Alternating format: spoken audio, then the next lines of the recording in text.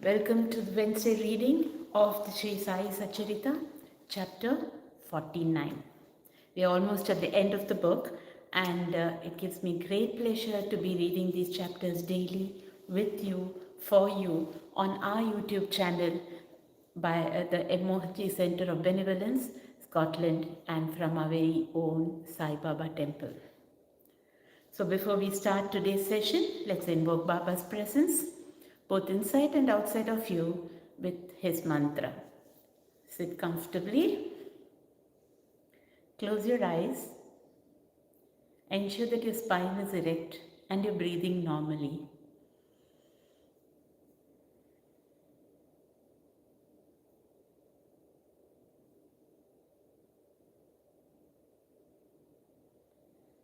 Now, feeling Baba, feeling his loving glance upon you, and feeling him inside in your heart center, we will chant Om Shri Sai Nathaya Namaha. Om Shri Sai Nathaya Namaha. Om Shri Sai Nathaya Namaha. Om Shri Sai Nathaya Namaha.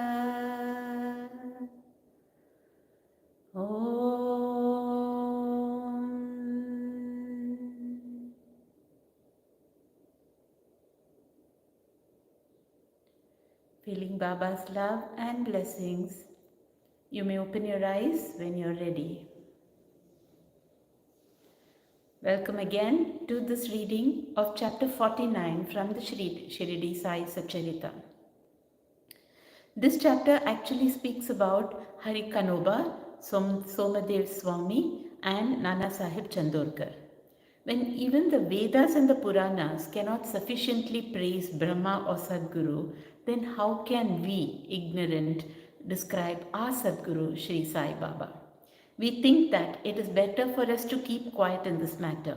In reality, the observance of the vow of silence is the best way of praising the Sadguru, but the divine qualities of Sai Baba makes us forget our vow of silence and inspires us to open our mouth.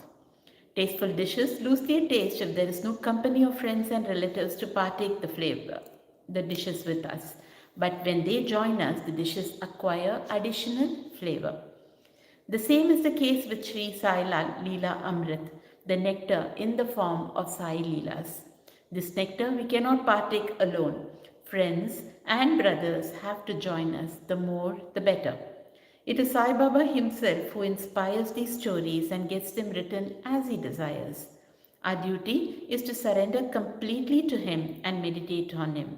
Practicing penance is better than pilgrimage, vow, sacrifice, and charity. Worshipping Hari or the Lord is better than penance, and meditation on the Sadguru is the best of all. We have therefore to chant Sai's name, thinking over his sayings in our mind, meditate on his form, feel true love for him in our heart, and do all our actions for his sake. There is no better means than this for snapping the bondage of the sansar. If we can do our duty on our part, as stated above, Sai is bound to help and liberate us. Now we revert to the stories of this chapter. Hari Kanoba. A gentleman of Mumbai named Hari Kanoba heard from his friends and relatives many Leelas of Baba. He did not believe in them as he had a doubting mind. He wanted to see Baba himself, so he came to Shirdi with some Mumbai friends. He wore a lace-bordered turban on his head and a new pair of sandals on his feet. On seeing Baba from a distance, he thought of going to him and prostrating himself before him. He did not know what to do about his new sandals. After going to one corner in the open courtyard, he placed them there and went in the masjid and had Baba's darshan.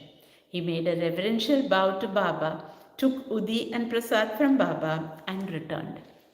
When he reached the corner, he found to his utter dismay that his sandals had disappeared. He searched for them in vain and returned to his lodging very much dejected. He bathed, offered worship and Naivedya, and sat down for meals, but all this while he was thinking about nothing but his sandals. After finishing his meals, he came out to wash his hands when he saw a Maratha boy coming towards him. He held in his hand a stick at the end of which was hanging a pair of new sandals.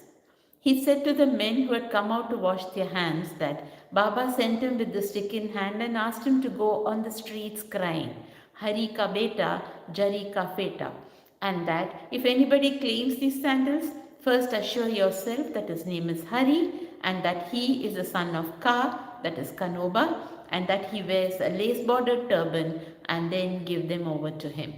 On hearing this, Hari Kanoba was pleasantly surprised. He went ahead to the boy and claimed the sandals as his own.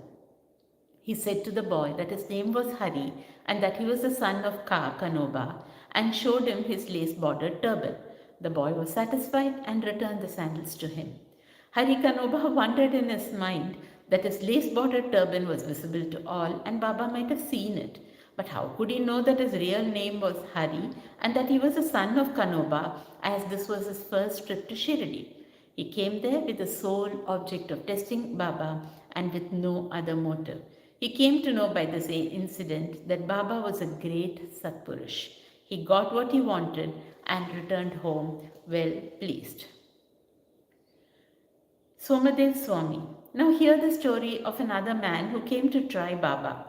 Baiji, brother of Kaka Sahib Dikshit, was staying at Nagpur. When he had gone to the Himalayas in 1906, he made an acquaintance with one Somadev Swami of Haridwar at Uttar Kashi down the Gangotri valley. Both took down each other's names in their diaries. 5 years later, Somadev Swami came to Nagpur and was Baiji's guest. There, he was pleased to hear the Leelas of Baba, and a strong desire arose in his mind to go to Shirdi and see him. He got a letter of introduction from Baiji and left for Shirdi. After passing Manmad and Kopergaon, he took a toga and drove to Shirdi. As he came near Shirdi, he saw 2 flags flying high over the masjid in Shirdi. Generally, we find different behavior, different mode of living, and different outward paraphernalia with different saints. But these outward signs should never be our standards to judge the worth of a saint. But with Somadev Swami, it was different. As soon as he saw the flags flying, he thought, why should a saint take a liking to flags? Does this denote sainthood? It implies the saint's hankering after fame. Thinking thus, he wished to cancel his Shirdi trip and said to his fellow travelers that he would go back. They said to him, then why do you come so far? If your mind became restless by the mere sight of the flags, how much more agitated would you be on seeing the rath, the palanquin, the horse, and all other paraphernalia in Shirdi? The Swami got more confounded and said, not sadhu with horses, palanquins, and tom-toms have I seen, and it is better for me to return than visit such a sadhu. After saying this, he started to return. The fellow travelers pressed him not to do so, but to proceed. They asked him to stop his inconsistent way of thinking and told him that the sadhu, that is Baba, did not care a bit for the flags and other paraphernalia, nor for the name. It was the people, his devotees, who kept up all this paraphernalia out of love and devotion to him. Finally, he was persuaded to continue his journey, go to Shirdi and see Baba. When he went and saw Baba from the courtyard, he melted inside. His eyes were full of tears, his throat was choked, and all his evil and crooked thoughts vanished. He remembered his Guru saying that this is our abode and place of rest where the mind is most pleased and settled.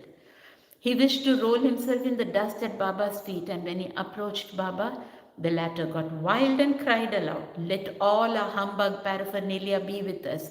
You go back to your home. Beware if you come back to this masjid again. Why take the darshan of one who flies a flag over his masjid? Is this a sign of sainthood? Remain here not a moment. The Swami was taken aback by surprise. He realized that Baba read his heart and spoke it out. How omniscient he was. He knew that he was least intelligent and that Baba was noble and pure. He saw Baba embracing somebody, touching someone with his hand, comforting others, staring kindly at some, laughing at others, giving Udi Prasad to some, and thus pleasing and satisfying all. Why should he alone be dealt so harshly? After thinking seriously, he came to realize that Baba's conduct responded exactly to his inner thought and that he should take a lesson from this and improve, and that Baba's wrath was a blessing in disguise. It is needless to say that later on, his faith in Baba was confirmed and he became a staunch devotee of Baba. Nana Sahib Chandorkar. Hemant Pant concludes this chapter with a story of Nana Sahib Chandorkar. Nana Sahib was once sitting in the masjid with Malsapati and others. A Mohammedan gentleman from Bijapur came with his family to see Baba. On seeing veiled ladies with him, Nana Sahib wanted to go away, but Baba prevented him from doing so. The ladies came and took the darshan of Baba.